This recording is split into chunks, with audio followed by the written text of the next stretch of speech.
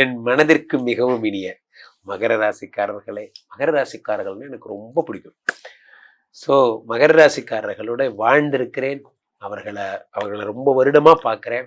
இவர்கள் வாழ்வில் என்ன நடக்குங்கிறதுலாம் எனக்கு ரொம்ப நல்லா தெரியும். மகர ராசிக்காரர்களுக்கு 2026 பிறந்த உடனே 12 கூடிய குரு பகவான் 6ல் மறைந்திருக்கார். இதில் என்ன விசேஷம்? மறைஞ்சிருக்கிறதுல ஒரு விசேஷமா என்றால் மறையல. 6ஆம் இடத்தில் மறைந்து விபரீத ராஜயோகம் பெறுகிறார் குரு பகவான். விபரீத ராஜ யோகம். இப்போ என்ன ஆகும்? ஒரே நகையா வாங்குவீங்க. இந்த தீபாவளி சீட்டு ஃபண்டு போடுறீங்க, பட்டாசு வருது, அந்த கதையெல்லாம் விடுங்க சார்.